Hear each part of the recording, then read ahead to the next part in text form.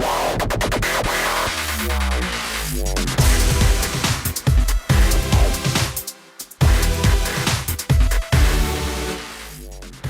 everybody, it's Monday, September 22nd, 2025. Welcome to the NFL Fantasy Football Podcast, where we're regretting a lot of our draft picks. It's me, your man, MG Marcus Grant, joined by Michael F. Florio and Laquan Jones.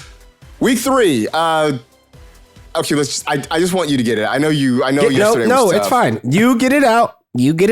What? Like the rest of the 49ers fans yesterday. No. Here's the thing. The Rams are still a very good team. They lost to a very good team.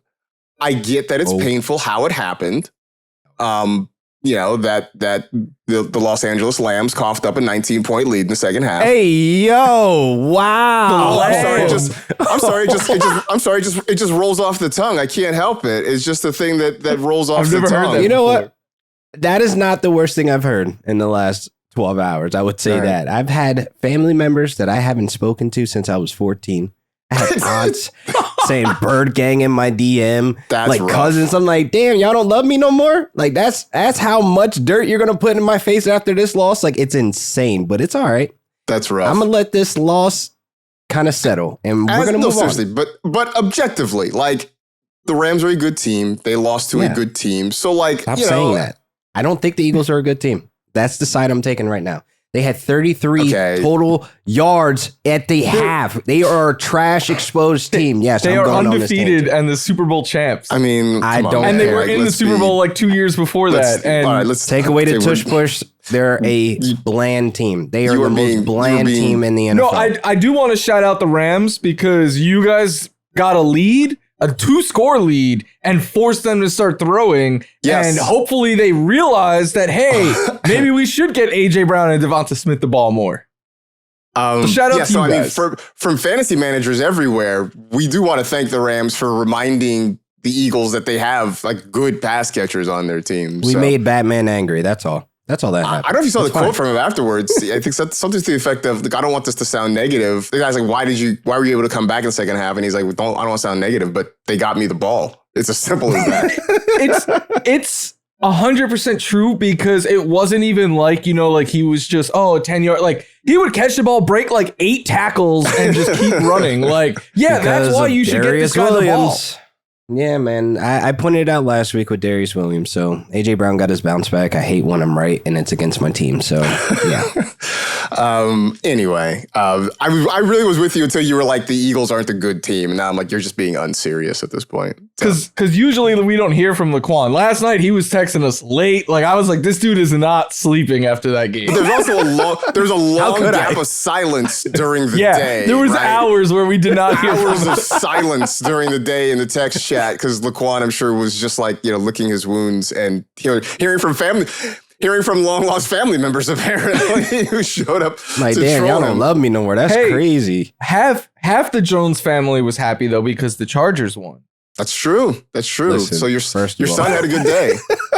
Your son had a good day. He was just so shocked as me, but we'll talk about that off camera, man. It was just like, wow.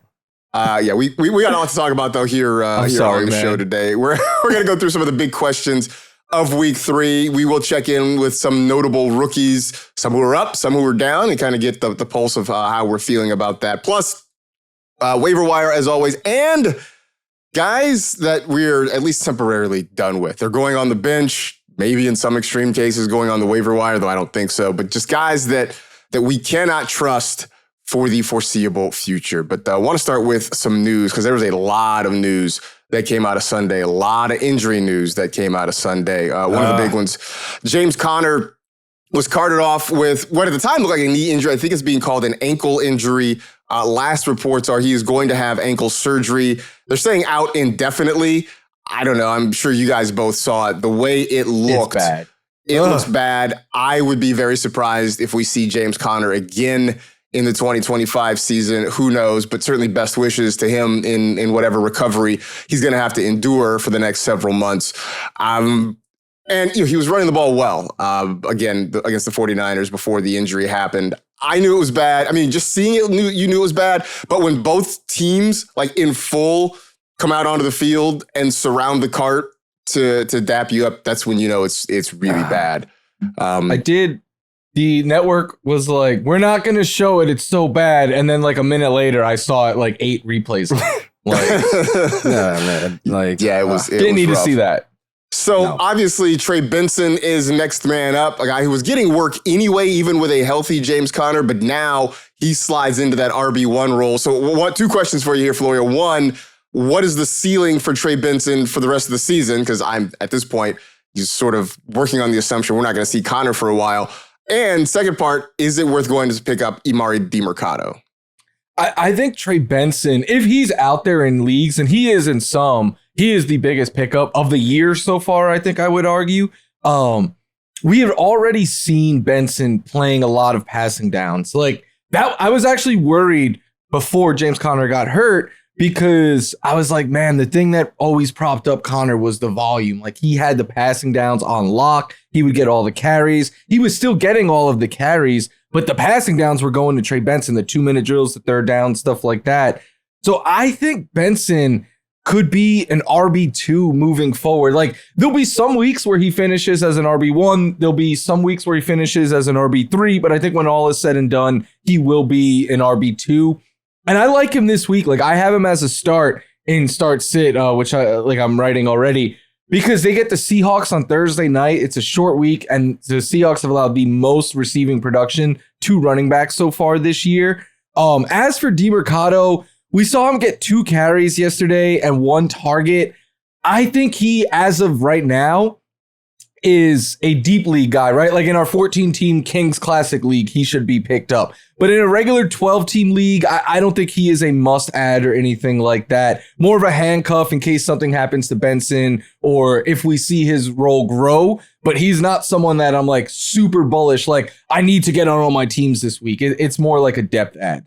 All right. Yeah, that sounds about right. Remember he had that was a couple years ago, had that run for a few weeks where he was kind of a thing. He gave me a lot of content on Flex to forget about. That's right. I mean, it's very, it's kind of an Italian sounding name, right? Emari Demercado, like the whole thing. Yeah,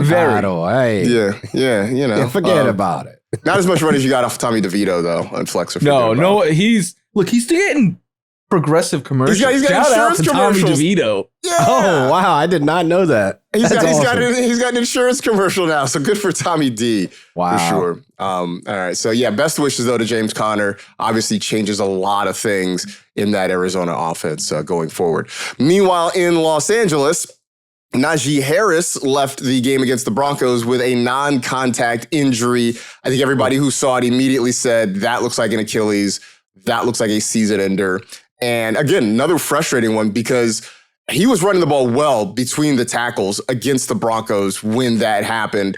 Omarion Hampton, to that point, had kind of been struggling. He picked it up in what was a really fun game to watch. So obviously, Laquan Hampton is not going to be available on the waiver wire in any leagues worth their salt. The question now becomes, with no Najee Harris, can you bump Omarion Hampton into the ranks of RB1s going forward? I would say like a low-end RB1. And I say this because just looking at the Chargers offense right now, they're bringing in a new identity. You see the passing game is thriving. They're undefeated. That's where they're benefiting from Justin Herbert playing so well right now. The run game has actually been kind of mid, like bottom of the table. They're getting 3.5 yards per carry. They're under 100 yards per game right now. That's my biggest fears of like, when they go against some of these tough opponents, like they're not going to be like the games that we saw yesterday. Like he was able to get loose. Now looking ahead to this week against the Giants, yeah, he's going to have that RB1 ceiling again. We're going to get a taste to see if he can handle this 15 to 20 touches per game and they ramp up progressively. I just think that Greg Roman, his comments are still just floating in my head, man, saying it's going to be a 2-man system. Doesn't matter. It's going to be a 2-man system. We want 2 running backs back there running the ball. But then it's like, you watch Omarion Hampton do what he did yesterday. How can you stop this train? This may help the running game just feeding him the ball. So I got him as a low-end RB1 for the rest of the season. But this week, it's going to be wheels up for him against the Giants. Absolutely wheels up against the Giants. He looked like he was getting more comfortable, more confident as he was getting more touches, especially in that second half. Because early on, he just looked sort of tentative, especially when they asked him to run between the tackles.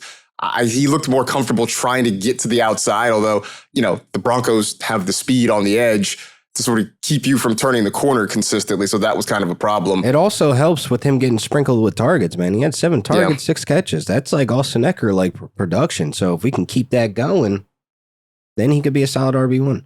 Yeah, I noticed that he was getting a lot of targets, but I was also noticing sort of how the targets were coming. Like he's not, when it was Austin Eckler back there, right? He was a guy that was running like actual routes and he seemed to be an option. He's like an actual, part of the progression, right? For Justin Herbert. With Amari and Hampton, it's more like we're just going to have you kind of sprint out to the side. And if nothing is open downfield, then we'll get targets, which look, they still count the same, but they're also a little bit harder to come by, when you're just the emergency outlet sort of thing. But it worked yesterday. If it works in the future, great. It feels like a hard thing to sort of lean on. Any interest in Hassan Haskins, LQ?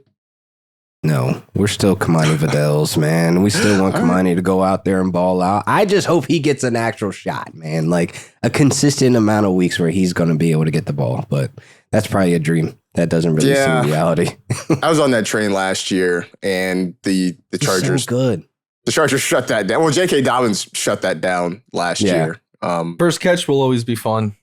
Yeah, like a 25-yard touchdown. I lost my mind. Yeah, it looked like the Vidal-essence was happening, but apparently not. In Dallas, things are bleak for the Cowboys right now. They got hammered by the Bears, and then to make matters worse, CeeDee Lamb dealing with what's being called a high ankle sprain. He went out there, rolled it pretty badly, sat out, tried to come back, ran one more route, and had to tap out for the remainder of the day. Which means it's been a tough start for CeeDee Lamb managers, right? Because he had a couple of big drops in week 1, did have a decent game in week 2, but now gave you a 0 in week 3. George Pickens sort of picked up the slack.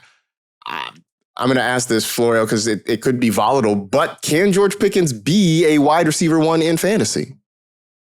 Some weeks. George Pickens is an enigma, and I'm done trying to figure him out, right? Like, there's no rhyme or reason. It's going, his usage and how they use him is still very similar to how it was in Pittsburgh, right? Like he's getting a lot of downfield targets. He gets a lot of usage in the red and end zone, which is clearly valuable for fantasy, but it's high variance targets that he is getting. Like when I have a league where I have like a Dak and Pickens stack yesterday and I'm in a really close matchup, CD goes down and I'm like, this is awesome. Like it sucks that CD got hurt, but it's good for my stack. And I know that came out the wrong way, and I apologize. I don't want CD to get hurt. Awesome. But it's good for the stack, you would think. It wasn't, because it was all going to Jake Ferguson, and CeeDee Lamb was still Pickens was still being used kind of the same way. So I think he'll have some weeks where he is a wide receiver 1. I think he'll have other weeks like this where he's like a good wide receiver 2. And I wouldn't be surprised if there's a couple of down games mixed in there as well. But once CD's not out for the year or anything, he'll probably miss a couple of weeks. But once he's back, then I think Pickens goes back to what he's already been, which is a high upside but high variance type of wide receiver. What I saw yesterday from George Pickens is sort of what I projected for him when he moved to Dallas, right? That the volume of targets is probably going to go down from what he had in Pittsburgh, but the quality of targets goes up. So I kind of figured it was going to be a wash, in that what we got from George Pickens as the wide receiver 2 in Dallas was going to be a lot like what we got from George Pickens as the wide receiver 1 playing with like Kenny Pickett in Pittsburgh. Through 3 games, that's kind of what it's been. To your point, Jake Ferguson looks like he, at least for the short term, has a lot more value because Dak was going his way early and often. That was my must draft this summer, folks. Just saying. You didn't know CeeDee Lamb was going to get hurt. No, Jake Ferguson still was relevant with CeeDee Lamb or not. I just think that Jake Ferguson is that third trio of that offense. And Dak obviously loves targeting him, as we saw yesterday. So I think they need to pull those targets down, though, because they don't need to be pulling full time on Jake Ferguson because he does have an injury history.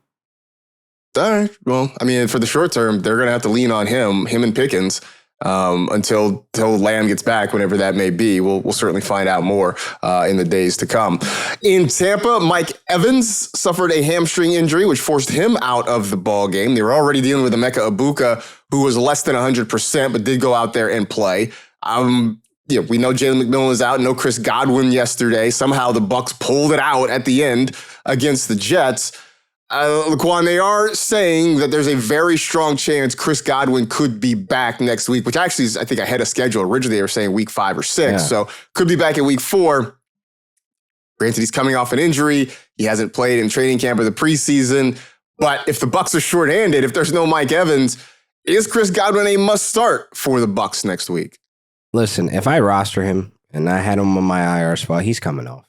Because if I have the likes of a Marvin Harrison Jr., Jamar Chase, a CeeDee Lamb dud yesterday, and I'm sitting here, we're underperforming star players, and I'm sitting here looking at Chris Godwin, I have no choice at this point. Like, I have nothing to lose. If Marvin Harrison or Brian Thomas Jr.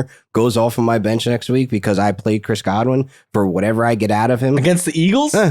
Whatever. The Eagles defense, they are a joke, man. Like, don't get me back in this bag, bro. We exposed those frauds that we can go out there and do our damn thing. But anyway, back on subject. With Chris Godwin possibly playing next week, this is great news, honestly, man. That means his rehab has gone great. He's ready to go out there and play and contribute. And I think that Emeka Egbuka banged up, Mike Evans banged up, Jalen McMillan banged up.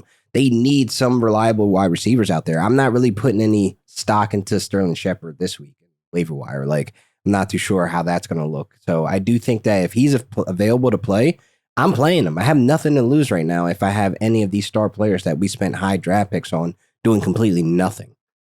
I wouldn't spend fab or a waiver priority claim on Sterling Shepard. Shepard's the guy that, hey, it's Sunday morning and I'm still trying to find somebody to fill a flex spot. Hey, maybe we give Sterling Shepard some run. Even then, Emeka Egbuka, I think, is the answer. I mean, I think in the short term, he is. Well, if you got Emeka Egbuka, yeah. You're playing him. He is the wide receiver one. Yeah. Yeah. I'm just much more concerned with Godwin, I think, than you guys are.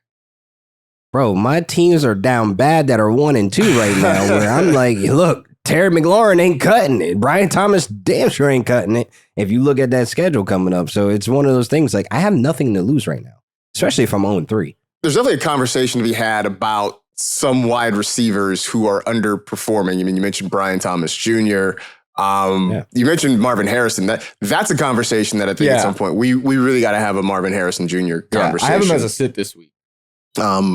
Just flubbed what should have been a touchdown, a wide open touchdown against the 49ers. But that throw was about 10 yards underthrown as well. Like if Kyler hits him in stride, that's a 80-yard touchdown or 60-yard touchdown, whatever. Also bounced off the 18 on his chest. Yeah, no, it's also on him. But Kyler is a huge part of what's holding him back as well. I can give you a bigger problem. Drew Petzing, the offensive coordinator. That's it's a mix of all of it. I think Marvin was a little overhyped. I think Kyler isn't what we wanted him to be, and the offense isn't either. All things can be true. Yeah, for sure. Since we're talking about quarterbacks, J.J. McCarthy, went down with an ankle injury last week. We saw Carson Wentz come in yesterday and play as they hammered the Bengals. Wentz did his job. I don't think that he was the reason that the Vikings did what they did. He was serviceable. Which is really all the Vikings need him to be. There are reports he could be out. They could hold him out until after the bye, which means he would not be back until week 7. Florio, is there a world, is there a strand of the multiverse where Carson Wentz could actually be better for this offense, for a Justin Jefferson, a TJ Hawkinson, and throw in the fact Jordan Addison is back off suspension in week 4? Is there a world where Carson Wentz could be a better option fantasy-wise for our guys than J.J. McCarthy has been? There's a world for sure. I think the upside is still higher with J.J. I would say that right now the floor is safer with Wentz. We have seen this before where rookie quarterbacks come in and they take a bit. It happens at all positions, right? It's why all week I was like, breathe on Omarion Hampton, breathe on Ashton Genty. Like all these rookies they're 2 games into their career. Like we've seen there be growing pains early on. So I think it's very possible that we could have a safer and a sturdier offense with Carson Wentz. But I don't think we learned a single thing about this offense yesterday.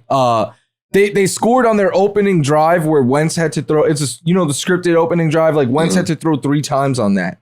There was penalties and Jordan Mason going ham. And then he didn't throw another touchdown until they were up like 4 scores because they had 2 pick sixes. Jordan Mason had 2 rushing touchdowns. So like it was against one of the worst defenses in the league. Their defense flipped. Like by the time Carson Wentz came back on the field, it was over because they had 2 pick sixes, you know? So like, I think I was shocked to see like TJ Hawkinson did what he did. And I was like, yep, it's when in garbage time when I'm facing him in a couple of different leagues. But I think again, it's possible, but we just yesterday didn't really teach us anything about this. I mean, I'd agree with that. It did teach us, I guess, you know, if we want to take one thing, Jordan Mason looks like he's ready for the RB1 role there in Minnesota. Yeah. So, you know, shout out to Laquan because you were definitely ahead of the curve on that one for sure. Cause he looked fantastic. Granted, yes, the Bengals stink, but nonetheless, Mason looked great. He looked great. So I'm not going to take that away from him. Talking about some of our big questions from week 3. We finished the last segment talking about the Vikings and the Bengals and how Cincinnati was fully dismantled by that Minnesota defense and that the Viking offense was good against a bad defensive team. One thing we did not talk about, though, the Bengals offense and that it just couldn't do anything. Jake Browning, 19 of 27, 140 yards, 1 touchdown, 2 picks. Jamar Chase, though. 6 targets, it's just meh. 5 catches on those 6 targets, 50 yards, no touchdowns. Having seen this and knowing, Laquan, that Browning is going to be the quarterback for the foreseeable future, maybe for the rest of the season, how worried should we be about Jamar Chase, who a lot of people took at the 1.01? Strap in. It's going to be a bad nightmare ride having Jamar chasing T. Higgins. And I said this last week when we were talking about Jake Browning. Interceptions is in his utility belt. It's like a power he pulls out of nowhere. It's a bad power. And it's like, dude, you don't need to throw interceptions. Going into this game, he already threw 2 interceptions the week prior. He has 5 interceptions in 2 weeks. Like, this is disgusting. Like, you have to look at this as, look, they can't run the ball. The defense is bad. He keeps turning the ball over. That's less opportunities and scoring opportunities for Jamar Chase and T. Higgins. So I look at this as, it sucks because it's only week 4 that we're dealing with this. If this injury happened week 10 or whatever, it's like, cool. I collected my 10 weeks of racked up points of Jamar Chase being the wide receiver 1. But right now, we got to make some business decisions. I feel like I can go out there and say, I can trade Jamar Chase right now and get a haul. So that one believer thinks that they're going to trade for Kirk Cousins or Joe Burrow is going to come back early from this turf toe. Let them have that painted in their head. I want to get off this train right now. Because if you look at the next 3 weeks, you got Denver, Lions, and Green Bay. These are all teams that are going to take the ball away. These are tough defenses that are going to be bringing that pressure. And I can't see Jake Browning making it to December at this quarterback position. There's no way. They got to start working some guys out. They got to do something because this is going to be a horrible offense moving forward. As you were talking and talking about the quarterback situation, I had an idea pop in my head. What if they trade for Jameis? That would be fun. I mean, Jameis just throwing YOLO balls to Jamar Chase. That could work, right? Sign him up.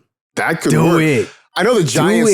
The Giants have said that they aren't interested that Jameis is there, but it's like the whole conversation in New York is it's been Russell Wilson or Jackson Dart, right? And Jameis is basically just a cheerleader on the sideline. Why not? Why not call up the Giants? See what they'd be willing to take in order to part with Jameis Winston. You know, like you're not going to win the division. Nobody's going to win the AFC North. I take back what I said. Trading Jamar Chase, by the way. I take that counts right now. If we get Winston, oh my God. And I say we as a Jamar Chase owner, like I definitely want Winston in the building. I do want to play devil's advocate just a bit. Like if yesterday was the worst, it was still 5 for 50, which is 10 PPR points. Like we saw him have a huge game last week with Browning. I think he's going to be very up or down, which we don't like, but I still do think there's going to be some big Jamar Chase. Like Browning's had his highs in his starts in 23. Like he was able to get T. Higgins 3 touchdowns. Jamar I'm Chase much more worried about Higgins than Chase. And but the thing is, it's like he could beat up on bad defenses. Like he doesn't have bad defenses on the plate for the next couple of weeks. Like it's going to be tough. So I'm benching Jamar Chase if I have better options. Obviously, do you? Is that a thing? Is that a thing? Higgins. Better options than Jamar Chase? I'm not. Yeah. Exist? What do you mean? I think so. I mean, if I'm going to be buying into the high of like an Alec Manor right now, who's on the rise, you're going to play him over Jamar Chase. Against Denver and Green Bay, yeah, I'll play Jamar Chase against Detroit, but I'm not playing him against Green Bay. That Rams loss did something to your psyche, man. Denver There's also no way. has been had by wide receivers this year. Like the Chargers wide receivers put up pretty good numbers against them this week. Yeah. I like Manor over Jamar Chase. That is the spiciest of the spicy. That's Herbert throwing the ball. Like, we're talking about Jake Browning. And it's one of the things that we keep thinking he's these Daniel Mac Jones Joneses. carved this Denver defense. Daniel Jones, Indiana Jones, put some respect on his name. He is out here balling. Come on. I would say what could work in Jamar's favor, and even T. Higgins to a point, is just volume, because they're going to throw the ball a lot. And especially, you mentioned that game against the Lions. Like, the Lions are going to run it up. Like, the Lions could put half 100 on this Bengals defense, which means Jake Brown is going to throw the ball 45 times that week. That's what worries me about Higgins is like Chase. Like, I mean, last week Chase had 16 targets, and this week I know 5 doesn't sound like much, but I believe it was the second. No, 6. I'm sorry, led the team. Like Higgins had 2. That's disgusting for a one-on-one pick. Like, I don't want these. No, 6 it's not targets. ideal, obviously, but the subject has changed. We're not saying we're going to get Jamar Chase 1.01 value anymore, but now I still like think flex? there's so much talent there where I'm playing him over my bench options. Like, there's not a world where I'm playing Alec Manor. I'm not playing. I love Alec Manor. I'm not playing him over Jamar Chase. If I'm 0-3 and this is a bad look ahead for the next 3 weeks, you best believe Alec Manor will be an option in my head. That's waving a white flag. If you're 0-3, what do you have to lose? Like, you're going to keep putting these star names in when your bench guys. Week 4, Chris Olave is serviceable now. Cam Ward hasn't thrown for 220 yards in a game, and 1 touchdown is his high. And Alec Manor seems to be his go-to now. So I am ready to transition from Calvin Ridley and my starter as a wide receiver 2 or 3. What is Alec Manor's best game so far this season? It's like against the Rams. Yeah, that's better than what we're about to get with Jamar Chase. We just got 10 out of Chase, and that's what's making you panic. Yes, these next 3 weeks, absolutely. So Jake Browning is terrible. What you're saying is that Jamar Chase's floor is not too far off, but it's not too far off from Manor's ceiling. Like, what are we doing? And in week 2, Jamar Chase was the wide receiver 2 with Jake Browning coming in the mid-second quarter. But how many points did he already have? Dude, Laquan, just remember your pressure points, man. Woosah. I get it. It's not great. It's not ideal for Chase. It's not great. I get it. We're not going down we're not going the Manor road yet. Can we remove Alec Manor from the equation? Okay. Any other bench right now that is putting up points in your flex spot? I am thinking about them. Would you take Chris Olave out of the satchel of discontent and put him in ahead of Jamar Chase? That sounds crazy. That sounds crazy. No. Oh, but you were going to start Alec Manor, man. I'm just saying, no. A dude with 3 Wandale Robinson, Troy Franklin, the big waiver wire names so far this year at receiver. I'm playing Chase over them. I wouldn't put Trey Tucker. No, like I wouldn't put the literally bust or boom guys. But if there's other serviceable options on my bench, but what about Wandale? Like, I'm going Chase over Wandale, over Mooney, over names of receivers that I have on my benches. Like, it's just one of the things that we have to circle back for. There's other flex options out there that have been consistent on a 3-week basis to give you safe floors. That's obviously one of the guys that I'm not. Is 10 points not a safe floor? Bro, come on, man. From Jamar Chase, what is the rest of your wide receiver roster looking like then? If you're absolute. 10 points from Jamar Chase is disappointing. I have Chase in a number of leagues. I'm not saying context, it's not. You're 0-3. You're going to ride until the ship is all the way at the bottom where you have no wide receiver option. Well, the thing is, you're saying like 10 is disappointing from Chase, but the names you're naming, like 12 is a good game from. Like, yeah, dude, like the situation has changed. Obviously, the situation has changed now from when you drafted him. So you have to sort of adjust to that. But still, the ceiling for Jamar Chase is higher than, 98% of the receivers in this league. I didn't think we'd spend this long on this. I just didn't realize. This is a whole nother pod. You know what? Save it for lunch. Save it for the lunch pod. How about that? Yeah, let's keep this moving because otherwise we're really going to spend 45 minutes on this whole thing. Florio, Ashton, Genty so far, you talk about guys who've been disappointing. I had qualms about making him a first round pick. Like, I just wasn't going to be able to do it. I thought second round was going to be a little better even that has sort of underperformed. Last week, Pete Carroll talked about how they wanted to get him the ball more, get him more touches, more carries. Didn't really happen this week against Washington. Maybe this is, I was going to say this is crazy, but I didn't just to say start Alec Iomanner over Jamar Chase. So maybe this is not as crazy. God. Is Ashton Jeanty, Here we go. Is Ashton Jeanty even an RB2 going forward? Yes, in fact, I think he is a good buy low candidate. If you look at Ashton Jeanty, and it was ESPN beat reporter Darren McFadden tweeted this out yesterday, 57% of his carries, he's been hit at or behind the line of scrimmage. The O-line has been atrocious, and I don't think it's going to get better, but what I think is happening is Ashton Jeanty is getting more comfortable in the NFL, and we're going to start seeing Boise State-type plays from Ashton Jeanty. Yesterday, not only did he have a season high in rushing yards, he had his first 2 runs of over 15 plus yards. And watching him, just like you guys were saying with Omarion Hampton, I think the game, he's starting to adjust to it a little bit. It slows down a little bit, stuff like that. So next week, he gets the Bears, who have allowed the most rushing yards to running backs. They really allow a lot of explosive runs. It's like almost 6 yards per carry they're allowing. So peek behind the curtain, I have Jeanty as a start. I have Hampton. I think week 4 is going to be the week, and I'll say it here first, that we look back at this season and like that is when the rookie class arrived. I think they're all like most of the rookies that we were excited about in fantasy are going to have big games in week 4. And I think Jeanty is very much so one of them, and someone that if you could buy low on right now, I think it's worth a shot.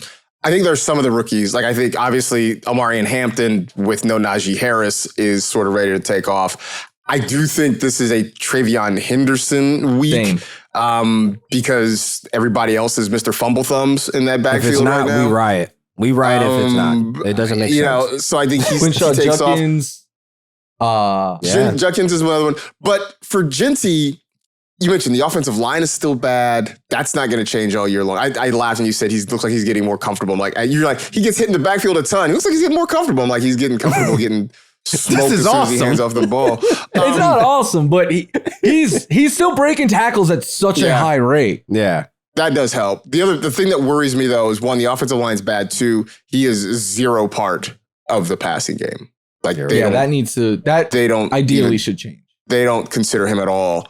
I think he's got 6 targets. He had no targets yesterday. He has a grand total of 3 receiving yards. That's got to get better for sure. But he's another one that you invested highly in him. I don't know that you can pull the plug right now unless somehow you backed into another mid-round running back who is, if you ran into Javonte Williams and you got him, it's kind of hard to get away from Ashton Jeanty. All right. You got the middle meter handy, Laquan? Yes, I do. Okay. Yes, I do. Are the Jags wide receivers? Are the Jags receivers even startable at this point? Oh, he's gone down. He's off the board now. He's gone. He's in the deep depths of the low. He's down here, folks. Low, and he's off. They won yesterday. That's the problem. It's the mask that is being worn right now. Like it's the mask where it's like happy in the front and they're crying behind. Like that locker room is toxic, man. You cannot trust this team. And honestly, De'Ami Brown getting hurt is probably the worst thing that happened for that wide receiver room because he's the only guy that has the touchdown. And he's the only guy that has been reliable to have a catch percentage over 65%. So it's like guys that are the reliable targets are now falling off. Now we're going to have to deal with Parker Washington. I don't want to get in this carousel of trying to figure out which week it's going to be the week for Brian Thomas Jr. He does not look happy. It looks like it's toxic in that locker room. I am just looking at more of what's happening in the locker room and the presentation we're getting on the field. Trevor Mid-Lawrence is not going to elevate Brian Thomas Jr. to be back to that return of what Mac Jones had him at that 19 fantasy points per game. We get the mid-bowl this week. That's a wild sentence, by the way. We get the mid-bowl this week where Mac Jones will be like, yo, I'm going to show you how to do this, son. Like, I can go over there on that other side, put your jersey on and get him activated. Like, there should be some type of swap here. Because if Mac Jones outperforms Trevor Mid-Lawrence this week, I am breaking the board in half. He is not even on the scale anymore. So that is what it's going to be next week. I will say that you might not have the opportunity because it looks like Brock Purdy is trending back to play. So he may be back next week against the Jaguars. Plus, Mac Jones actually tweaked his knee during that game, late in that game yesterday. Bro, he had his jersey ripped. My man was going to war. He was ready to go. Watching him try to hand the ball off to McCaffrey on a couple of those stretch plays was painful. Like he's hobbling and just basically diving to get the ball. He's like, please get me out of here. It was rough yesterday. So I don't know that we're going to see the Mac Jones revenge game. I hope we do, though. But I hope we do. We'll see how that goes. Don't rush Purdy back. Floor, you mentioned the Bears, and they had a great day offensively against a bad Cowboys defense. DJ Moore had a late touchdown, which made his day look serviceable. But if you watched that game, he really was nowhere to be found. They gave actually a couple of handoffs just, I think, to try to get the ball in his hand at some point. How worried are you about DJ Moore at this point? As worried as you could possibly be. And I unfortunately have DJ Moore on quite a few teams because all summer he was falling and I just kept being like, well, I'll take him at this cost. And last week I spent far too much time trying to trade him and I didn't have a ton of success. I'm going to try again this week because I think if you look at the box score, you're going to see, oh yeah, he caught a touchdown. He was the second targeted player on that team. But like you said, Marcus, if you watch the game, the usage is extremely concerning. He had 5 targets. I think 2 of them came out of the backfield. And like you said, he's getting carries there in the red zone, downfield. Everything is Roma Dunze. Like he is the one there. And that's fine. You could sustain 2. Like we've seen Ben Johnson sustain 2 wide receivers before. The issue is all of the fun creative stuff that Ben Johnson and the Bears are doing is going to Luther Burden, not DJ Moore. So like it is a concerning thing for sure. And I think this week is a great time to try to sell DJ Moore because of that touchdown. Caleb's coming off his best game as a pro. And all of this came in what is the best matchup for wide receivers because that Cowboys defense, we're going to pick on it all year. So like, if this is what you're doing against the Cowboys, how's it going to look when you face actual tough defenses? Yeah, I'll say this. The schedule isn't terrible for the Bears going forward. I mean, they're in Vegas next week to take on the Raiders. That's not super difficult. They're at Washington, which is, slightly more difficult.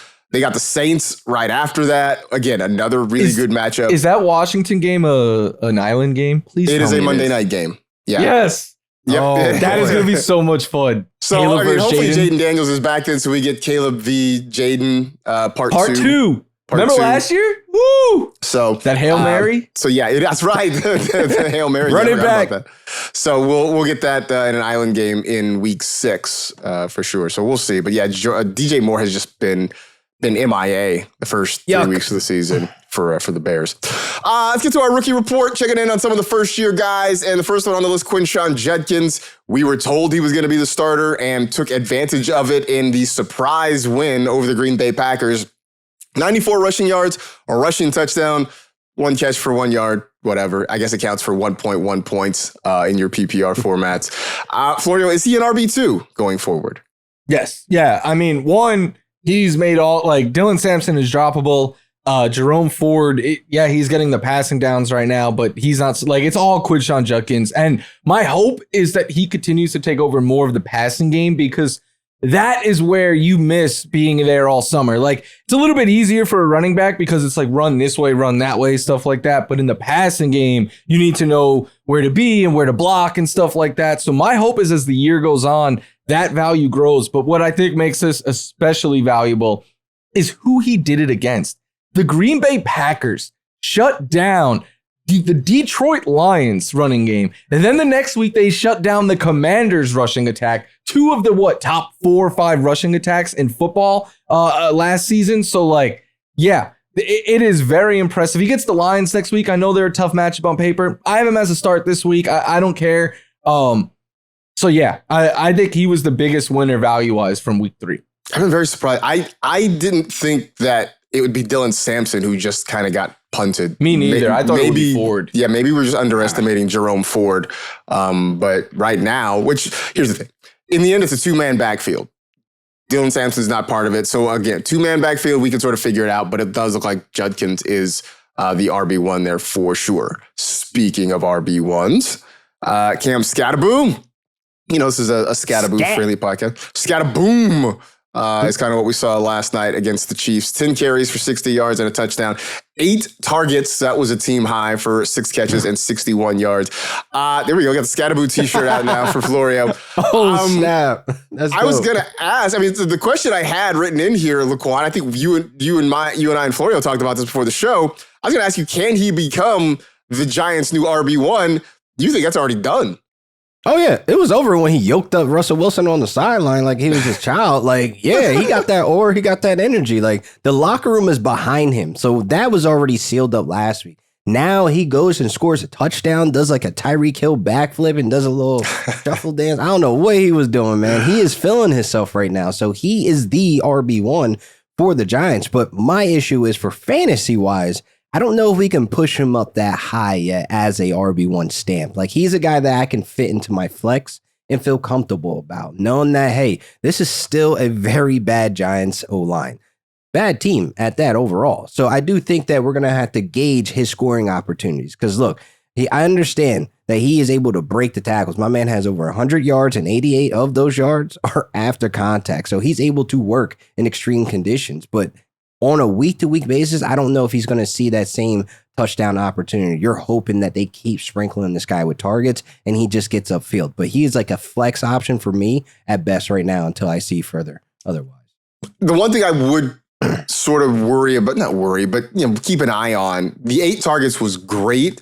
But I also feel, Laquan, like that was because the Chiefs made it a point to say, we are going to take away Malik Neighbors. We are not letting you get the ball to Malik Neighbors. And even Wan'Dale Robinson, we're going to make it really hard for you to get the ball to Wan'Dale Robinson.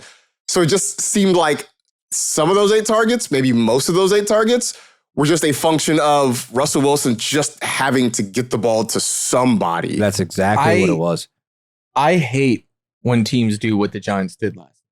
Like, Malik Neighbors is a top 4 wide receiver walking the planet, and you're just not going to give him any chances because the defense is trying to take him. Okay, you're willingly giving the defense what they are game planning to do. Like, it makes absolutely no sense to me. I just figured Brian Dable would have something creative, like just give him a screen, give him something. Do something. Just Russ needs to go, man. It needs to be Jackson Dart. Russ needs to go. He's just literally just lobbing up moon balls. He's going to get his guys killed. They're not even in the vicinity anymore. Like, it's over. It's Jackson Dart time in my opinion.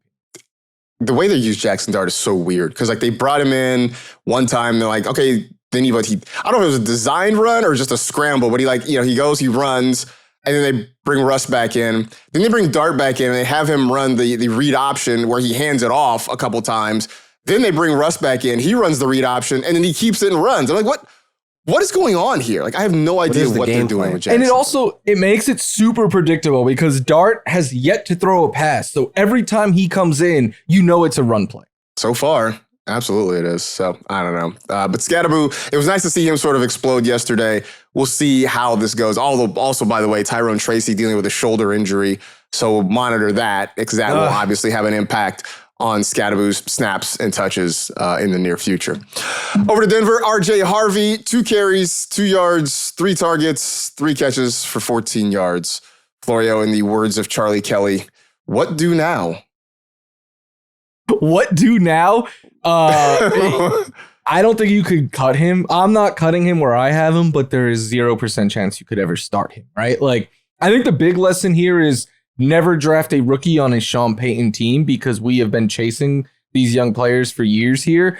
But I still think one of 2 things happens down the road. Either RJ Harvey, because he's looked good when he's been giving opportunity, and either that leads to more opportunity or J.K. Dobbins unfortunately misses time, and that allows RJ Harvey to get a chance and kind of run with the job. I think anyone you cut him for, he becomes the running back on the waiver wire now with the most upside.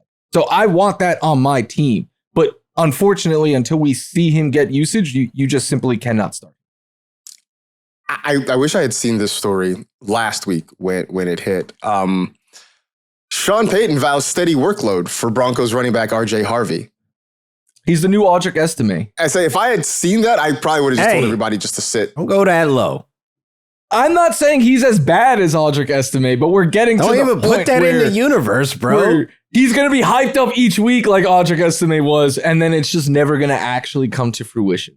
This is a game where J.K. Dobbins had like -4 yards through most of the first half. Yeah, but he did kind of get loose in the second half. He did. He got loose in the second half, and they made it interesting. Had a really nice touchdown run. Ended actually 83 rushing yards in the ball game too for J.K. Dobbins. So he is for sure the RB1 there. Everybody else kind of fighting for scraps in that backfield. One last one, Luther Burden. 3 targets, 3 catches, 101 yards, and a touchdown. At first, Laquan, I was gonna ask like, is he worth a flex spot? But then I looked at he ran 8 routes. Like the 3 targets and 3 catches were good. 8 routes, obviously you can't build on that. But I will ask you, like in deeper leagues, is it worth picking up and adding Luther Burden? I think in deeper leagues you can. In like the 12-man leagues, I'm kind of like, just add him to the Buster Boom wide receivers Avengers. Like add him to the Troy Franklins, the Marvin Mims. Like you're never going to be able to comfortably place him in your lineup because it's like 8 routes. Like my dude, like I thought you ran more when you look at the box score, but no, like these are the games that I think Ben Johnson's going to have fun with when he can really beat on the defense. Like Cowboys secondary is toast. Like their safeties are God, geez, man. Big plays all day, free points. But looking at consistency with him, I can't trust him to add him to where I have to drop somebody who's actually playing way more snaps and running more routes. So it's one of those things like, hey, deeper leagues for sure, because it's going to be one of those weeks he's going to pop off because Ben Johnson's having fun. You know who I compare him to? He is Ben Johnson current, Ben Johnson's old team's Isaac Tesla. Like, they're both good. We want them to get the ball more, but until they do, it's hard to use. Yeah, they're not playing enough snaps or getting enough looks consistently. Like, hey man, those Isaac Tesla one-handed catches are great. You don't get any extra points for a one-handed catch, but also it's just not consistent enough for you to really count on it. So we will see. Points per cool. Yeah, cool points, man. You should all get cool points in fantasy. So last week on the show, we talked about last chance guys. Right? I was calling them like, biggie guys. Give me one more chance. Give me one more chance. And now these are guys that, okay, it's been 3 weeks. We have seen nothing. Not necessarily ready to drop them. Excuse me. Maybe in some cases, but generally not. But at least these guys are going to the bench. So, Laquan, who is on your bench until further notice? Chase Brown, man. Things aren't looking good with that O-line. I mean, he has 2.0 yards per carry, which is the worst among all running backs right now. Negative 53 yards before contact. That O-line is not helping him. It is disgusting at this point where he has to hit the bench. And like quietly, like low key, I'm starting to look at Tajay Brooks on my watch list. Like, when do I hit that button? Because eventually he's going to start getting opportunities because Chase Brown just has not looked good running the ball, like at all. So it's like, what do they do with this run game? Yeah, except if you can't trust Chase Brown behind that offensive line, can you really trust a less talented back behind that offensive line? I mean, you have to try something. He needs to be involved more. I mean, Samaje Perine is there and he's not doing much damage either. So it's like, you guys have to do something to at least try to help this offense with Jake Browning struggling with their turnovers. And there needs to be a type of balance between the run game and the passing game, obviously. Yeah, it is bad, though. Like, Chase Brown was terrible yesterday. The Bengals he's looking like a league-losing pick, unfortunately. Yeah, the Bengals offense in general was terrible, but Chase Brown especially. Hey, they gave him 5 targets yesterday. Maybe that's something. 10 carries for 3 yards. Oof. That is brutal. I know Laquan said it, but his yards before contact is the worst in the NFL. Yeah, that's bad. You're staying in Cincinnati though, Florio, for the guy that you are kind of fed up with. Yeah, T. Higgins. I know we had a long argument on Jamar Chase earlier, and I said I would still be starting him. I really didn't have a whole bunch of T. Higgins on my teams this season, and if I did, I would be considering sitting him because even including the game that Joe Burrow played, T. Higgins on the year has 7 catches for 104 yards and 1 touchdown. The usage hasn't been there. And with Jake Browning, like, he clearly is going Jamar Chase's way more than he is going T. Higgins' way. So I think a quarterback like Browning and volume is enough to sustain the 1. The number 2, I have big questions about, especially considering, like Laquan was saying, their upcoming schedules. So, yeah, I think T. Higgins right now, if I have him, I'm hitting the panic button hard. The guy that I'm very much hitting the panic button on right now is Travis Hunter. Some of it is the quarterback for sure. Obviously, we've seen T-Mid. He's T-Low. So he's like Trevor Lawrence at this point. Lawrence right now. That has something to do with it. The fact that neither he nor Brian Thomas, he being Travis Hunter, or Brian Thomas Jr. can get any quality targets consistently. The passing game is an absolute mess in Jacksonville. The other part of it is Travis Hunter's defensive snaps have not even quietly. They have jumped up last 2 weeks over the last 2 weeks. Week 1, he played 6 snaps on defense. Week 2, that number's up to 39. Yesterday, it was up to 41. In fact, this week, he played more defensive snaps than offensive snaps. So all that talk from Liam Cohen about how, oh no, he's a wide receiver. We want him to play all these snaps on offense. We want to play 80% of the snaps on offense. Yesterday, he played 53% of the offensive snaps. He played nearly 70% of the defensive snaps. Suddenly things are changing in Jacksonville with how they want to use Travis Hunter. Throw in the fact that he's just not getting opportunities in the passing game. Yesterday, 2 targets, caught 1 for 21 yards. That was it. The Jaguars are sort of pivoting on the fly with how they want to use him. And that means that we as fantasy managers have to pivot along with them. And right now, the pivot is to put Travis Hunter on the bench because the Jaguars offense is bad. And it looks like the usage for the former Heisman Trophy winner, I guess the Heisman Trophy winner, right? You can't be a former Heisman Trophy. It's like being, being president. You're always, he is still the reigning defending one too. He is true. They have not announced a new Heisman Trophy since the last time he won it. Either way, the point of this is he's not helping your fantasy team, and you can't keep throwing him in your lineup every single week. So glad I didn't draft him. Situational player. But see, that's the thing. Like he wasn't supposed to be a situational player. He's not a situational player. He's a player with a bad offense.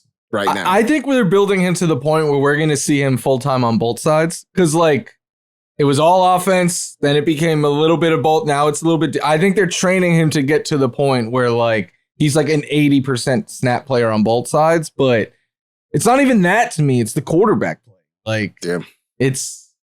It's awful. It's bad. It's just straight up bad. That's it. Which seems like a perfect way to segue, though, into the waiver wire, because even if you're not dropping these guys, you are still looking for help in some form or fashion on your fantasy roster. So, Florian, I know you put together this list. Who you got for folks to keep an eye out on for the waiver wire this week? It's not a huge waiver week, but at quarterback, I think Stafford and Sam Darnold are... They're showing a safe enough floor where they could be rostered as QB2s, especially Darnold looking more and more comfortable. It was against the Saints, but for what it's worth. Trey Benson is the biggest ad of the week if he is out there. Bashal Tutin got the goal line work. Woody Marks basically split snaps with Nick Chubb down the middle. Jeremy McNichols, I know didn't play a ton of snaps, but he looks like the most explosive runner in that backfield. Rico Dowdle played a lot more this week. With Chuba Hubbard there. And then so did Ollie Gordon, and he was getting the goal line looks for the Dolphins. At wide receiver, Darnell Mooney, a lot of people kind of cut bait with him after his bad week too, but I think 11 targets yesterday, team high. Alec Iomanner, Laquan is saying pick him up and play him over Jamar Chase. I ain't saying it like that. I'm just saying, I would think about it, bro. Chill. They're going to kill me for that. Christian Kirk, look, he didn't have a huge game, but he's back and healthy, and that's what we care about. Luther Burden, just an upside play for later on. Trey Tucker, I don't really want him, but I felt like I had to add him to the list. And then Alec Pierce. Parker Washington led the team in targets, and Calvin Austin was the number 2 target for the Steelers. And then at tight end, everyone dropped Hunter Henry after he had a bad week too, and he reminded you why you don't do that. He is my biggest pickup at tight end. But Brenton Strange getting a lot of volume, and then Chig Okonkwo saw some good volume and has I believe the Titans have a favorable schedule coming up. Yeah, Hunter Henry, I think weeks 2 and 3 are just sort of a reminder of who Hunter Henry is, right? Like, you're going to have those weeks where it's bad and he didn't get a lot of looks, and you're going to have those weeks where, he ends up in the end zone once or twice. So, like, that's just part of the Hunter Henry experience. I think he might be becoming Drake May's go-to guy. Yeah. Which, I mean, it's good for Hunter Henry. It also says bad things once again about the Patriots wide receiver room. They just cannot get that right. For sure. Diggs is not being used right at all. That's a red flag. I mean, maybe also is there the possibility that maybe Stephon Diggs is just on the decline too? Like, that's in the realm of possibility. He can't be. He's already taking care of his post-playing life, so. By the way, you mentioned Ollie Gordon and the opportunities he got. Because I missed the start of the game on Thursday night. I texted you guys, like, I got home and I'm seeing all this Ollie Gordon on the field. I was like, did Devon Achane get hurt? Because, like, I just got home. Did I miss something? And you're like, no, they're just using Ollie Gordon right now. I'm like, oh, okay. So maybe I don't love it for Achane, but for Gordon, it's good. Maybe Mike McDaniel's trying to do something, switch it up, try to, save his job prospects. Both of them could be fantasy relevant, I think. Like, yeah, just potentially, sure. I mean, the Mostert and Achane. You're not giving goal line touches to Achane. That hurts a lot. That does hurt a lot. I have to work for his a little bit harder. But he still gets all those targets. That's the thing that will keep him afloat. That he is sort of game script proof because he's going to get a ton of targets. I saw the meme. I think I sent you guys the meme, right? The F it. Devon Achane is at or behind the line of scrimmage somewhere. He's down there or over here somewhere. Right. He's down there. He's standing next to me somewhere. You just toss it to him and let him do it. If we're talking about running backs, by the way, I mean, I got to call out Mike. I've been an Isaiah Pacheco supporter, but what the hell were you doing on those routes last night? Like, he was running the wrong way. He was running backwards. He at one point could have kept the play going, but instead decided to spike it. Like, I don't know what was going on there. That was a weird play, by the way, in general, just because it was a lateral. He could have picked it up and run with it. He could have even tried to throw it downfield, but he just spiked it into the ground. And then the Giants decided to challenge it, which is like, well, what good was that going to? Because you weren't going to get the ball. Like, what was that going to do? Then there was the other one where if Mahomes doesn't rip the ball away, the Giants might win that game. Who knows? Yeah. Oh, yeah. Yeah, that was huge. The Chiefs are broken right now. I know there are 31 other teams that don't feel even slightly bad about it. 31 other fan bases don't even feel remotely bad about it. But the Chiefs are broken right now. We'll see. They get the Ravens, and then after that, they have like the Lions, Commanders, Bills on the schedule. That's rough. That's rough. Maybe it looks better when Rashee Rice is back, when Xavier Worthy is back. Maybe it looks a little bit better. But even Mahomes looks broken. Breaking out. In the year of our football Lord 2025, it's Tyquan Thornton carving up the Giants, making ridiculous highlight reel catches. I put a claim last night. I put a claim on him. I need it. I think it goes away when Worthy comes back. But my favorite thing in the last 2 weeks has been Tyquan Thornton drops a deep ball and Mahomes is like, no, we are getting this. Back. And the next play, they just connect on it. Like, Laquan, Tyquan Thornton or Jamar Chase? Oh, here we go. Yep. I'm about to get out of here. You're just going to amp the chat. They're going to kill me for that. I'm just saying I am looking at other like options, right, that are been producing these last 3 weeks over the bigger names. Like, bro, come on. I'm going to look that way at least once. Like, his schedule upcoming is terrible. And Jake Browning has been terrible. But I'll leave it at that. All right.